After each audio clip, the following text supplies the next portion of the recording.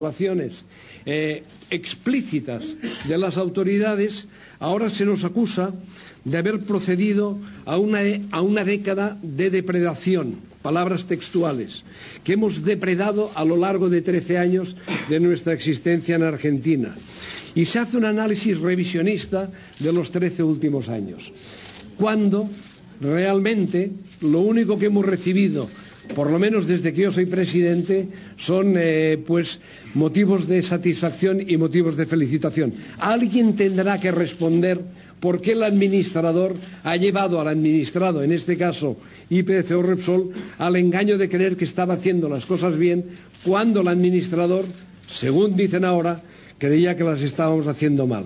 Por tanto, todo ello me lleva a pensar a mí que la expropiación no es nada más que una forma de tapar la crisis social y económica que en estos momentos enfrenta Argentina. Argentina está enfrentando una crisis económica derivada de las políticas incorrectas energéticamente hablando, lo explicaré después. Está enfrentando una crisis social, está enfrentando una crisis de inflación brutal muy superior a los datos que figuran en el INDEC, está enfrentando una crisis del transporte y lamentablemente lo vimos hace muy poco, está enfrentando una inflación desmesurada, está enfrentando una crisis cambiaria totalmente arbitraria que lleva a que la economía argentina no sea competitiva a los tipos actuales y, sin embargo, de alguna forma, a través de esta crisis y a través de levantar la bandera de la expropiación y buscar, de alguna forma, un responsable de lo que está pasando en YPF, pues se cree que se supera la situación. Esta es una variable de la expropiación. La segunda variable de la expropiación, la expuso ayer la presidenta meridianamente claro, es todos los nuevos descubrimientos no convencionales. Decía ayer la presidenta que Argentina, según los informes de energía de la agencia americana, estaba considerado el tercer país del mundo en recursos no convencionales. Estos recursos no convencionales fueron descubiertos por YPF. Desde hace 7 años, como luego verán, venimos investigando y al final hemos puesto de manifiesto que Argentina se enfrenta a un nuevo paradigma energético, igual que Estados Unidos, igual que pronto se enfrentará China. Y evidentemente esto es muy goloso. Evidentemente, la cantidad de cosas que se pueden hacer con este paradigma, a lo mejor no hay que dejarlas en manos de aquellos que tienen el derecho a gestionarlas, como es el caso de YPF, puesto que precisamente tienen las concesiones y tienen el resultado de su esfuerzo y de su trabajo. Lo decía hace muy poco el periódico oficial del gobierno, que me parece que se llama Página 12, ¿no? Decía que el no convencional descubierto por YPF era superior al presalino brasileño o parecido al presalino brasileño y que por tanto el gobierno debía controlarlo y no tenía que ser controlado por YPF. No me lo invento, lo dice Página 12, que normalmente es el vocero del gobierno, ¿no? Bien, todo esto se produce en una situación compleja y yo he pedido, y el gobierno español ha pedido, poder hablar con la presidenta de todos estos temas, intentar interpretar qué es lo que quiere la presidenta y el equipo reducido que asesora a la presidenta para saber cómo podíamos todos llegar a acuerdos implícitos o explícitos que de alguna forma diesen respuesta a las necesidades del gobierno argentino y de alguna forma también respondiesen a criterios mercantiles. No ha sido posible, la presidenta está muy ocupada, yo no he tenido oportunidad de ver a la presidenta y en la carpeta que les han entregado al final hay una carta en donde le explico a la presidenta qué es lo que a nosotros nos gustaría comentar con ella. Qué tema de planes de inversión, qué tema de alianzas. Hay mucha gente que ha mostrado en estos días interés en participar con nosotros en YPF, con ofertas muy sustanciales y por escrito, que algún día las tendremos que enseñar a quien las tengamos que enseñar.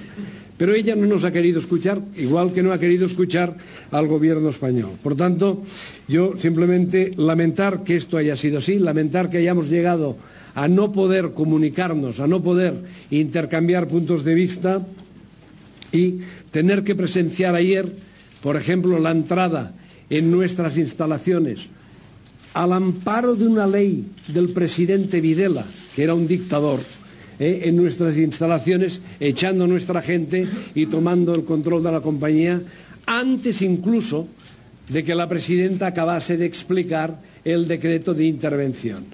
Por tanto, a mí me parece que esto, lamentablemente, no es propio de un país moderno, no es propio de un país como Argentina, no se lo merece Argentina, y quiero insistir, antes de pasar ya a los datos, que esta no es la Argentina querida. La Argentina querida es otra, y la gente merece más cosas que las que estamos presenciando en estos momentos. Bien, ahora ya, si les parece, pasaría a explicarles lo que de alguna forma interpreto les dará input a una información.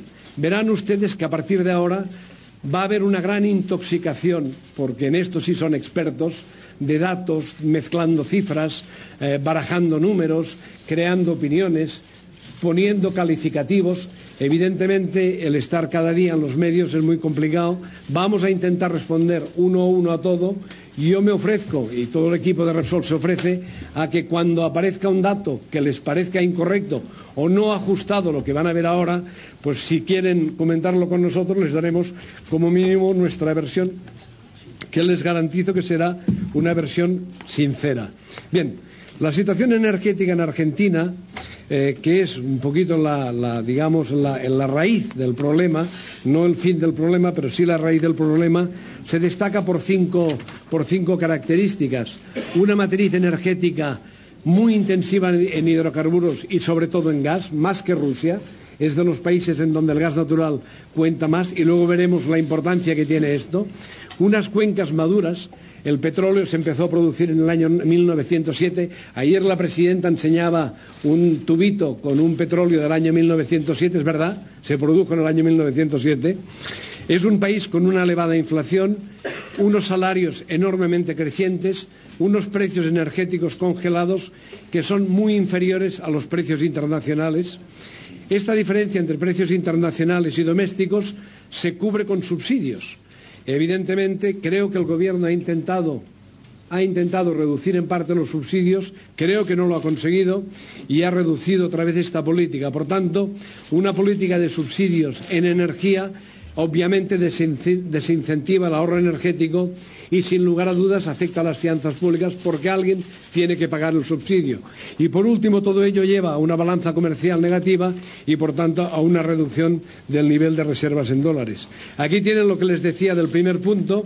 El 51% de Argentina, la matriz de energía primaria, es el gas natural y el 32% es el petróleo. Es decir, Argentina depende del gas y el petróleo en un 83%. Si ustedes le ponen que no hay incentivos a ahorrar, pues este pastel, digamos, va creciendo cada vez de una forma más acelerada. Una cosa que tiene Argentina, y tiene la gran suerte Argentina de tenerla, y no tiene la suerte de tener los políticos que la sepan interpretar, es que Argentina, como pueden ver en este gráfico, en el eje horizontal está la madurez de los campos y en el eje vertical está cómo crecen los países en función de esta madurez. Ayer la presidenta ponía como modelo a Noruega, a Australia, al Reino Unido, a Estados Unidos. Fíjense ustedes, Estados Unidos tiene una madurez equivalente al 80% y obviamente su producción de crudo y gas decrece del orden de un 5%, un 4%. Lo mismo que Argentina. Estados Unidos empezó un poquito antes, Argentina un poquito después. Pero llevan más de 100 años produciendo hidrocarburos. Pero fíjense en Noruega, por ejemplo, o en el Reino Unido, que son países más jóvenes en el campo del petróleo y el gas, pero que aceleraron mucho la producción para generar riqueza en el país. Pues también tienen un nivel de madurez muy alto, ya digamos han consumido una parte importante de lo que el mundo les dio, de lo que la geología les dio, y básicamente ahora están decreciendo a tasas muy importantes. ¿Alguien puede cuestionar que las compañías operadoras americanas son incapaces de evitar el declino? Nadie lo cuestiona en su sano juicio. ¿Alguien puede decir que Statoil no puede parar su declino en los campos que está operando en sus países de origen o en el Reino Unido? Nadie lo cuestiona, porque la geología es así de dura. Cuando los campos son jóvenes producen mucho, cuando son maduros producen menos y cuando llegan a su nivel de madurez y han pasado el plató de producción, pues decae la producción hasta llegar a cero. Y esto es ley de vida, nos pasa a los humanos en todo nuestro proceso de envejecimiento, le pasa a los campos de gas. Pero esta es importante y la conclusión que ven abajo no es irrelevante. Un país responsable debe planificar a partir de la realidad y no de lo que les gustaría ser. Si Argentina cree que sus recursos convencionales no van a declinar, se equivoca, declinarán. Lo que tiene que hacer Argentina es trabajar en todo aquello que es no convencional para incrementar la producción. Evidentemente, lo que les decía antes de precios bajos, demanda creciente, poco consumo o poca eficiencia energética, lo pueden ver aquí. El PIB les ha crecido a Argentina, afortunadamente para ellos, un 8% en el periodo 2002-2010. La demanda de energía ha crecido un 5%. Pero hay un momento en donde cuando las capacidades instaladas están trabajando al 100% de capacidad, caso del refino, caso del transporte de gas de sur a norte, de norte a sur o de norte a centro, o caso de los campos maduros, pues al final hay que importar energía si no se quiere desabastecer el mercado. Aquí tienen el primer caso de lo que es esto, que es quizá el caso más grave de lo que está pasando, ¿no? Que es las importaciones de gas natural. Argentina, como han visto ustedes, tiene una matriz gasífera del 51% a la balanza de energía primaria y ya en el año 2008 YPF y Enarsa, el gobierno y Enarsa, construyeron la primera planta de GNL en Bahía Blanca. Es decir, hace 5 años o hace 4 años ya se anticipaba que se necesitaría gas natural licuado para el sistema. En el año 2009, en lugar de 6 cargamentos, fueron 10. En el 2010, 23, 50 en el 2011, 80 en el 2012. Y esto es exponencial. Es decir, ya se han construido 2 plantas, dentro de poco va a entrar el mercado, el gas del GNL. Quiero decirles, por ejemplo, aquí que en el año 2012, de los 80 cargamentos, Repsol va a suministrar 10, o tiene compromiso de suministrar 10. Y es el precio más barato de todos. La pregunta es, ¿por qué es el precio más barato de todos? Seguramente porque Repsol, seguramente, con toda seguridad, Repsol no paga comisiones a intermediarios, porque en estos negocios y en determinados países hay que pasar la factura. Y nosotros no lo hacemos y somos los más competitivos, pero a lo mejor nos están pasando la factura precisamente por esto. Si lo vemos ya en términos de balanza energética, fíjense ustedes, la balanza de comercio exterior, precisamente por tener que importar gas natural y determinados productos, ya es negativa en el año 2011 en 3.400 millones.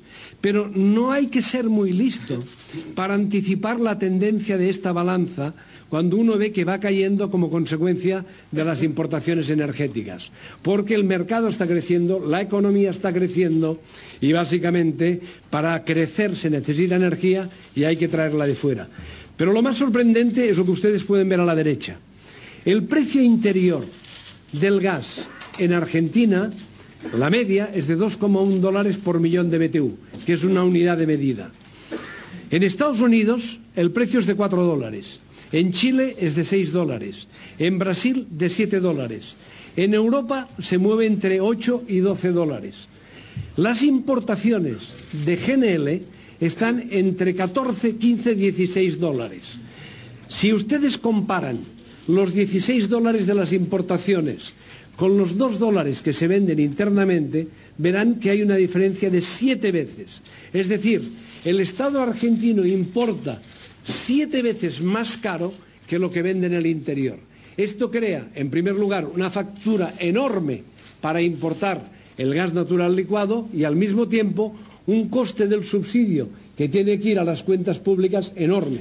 Si un barco cuesta del orden de 45, 47 millones de dólares en función del cargo, se vende a 6 millones de dólares internamente. La diferencia la paga el Estado. Obviamente, esto ustedes pueden ver que no es sostenible y no es una política racional si lo que queremos es incentivar la eficiencia energética y reducir el consumo. Por tanto, la gran crisis que se está produciendo no se produce como consecuencia de que los campos declinen más o declinan menos. Sí declinan porque son campos maduros. Se produce porque hay que importar GNL. La gran pregunta es, ¿y por qué importamos GNL spot? Porque estas plantas que hay no son como las que tenemos en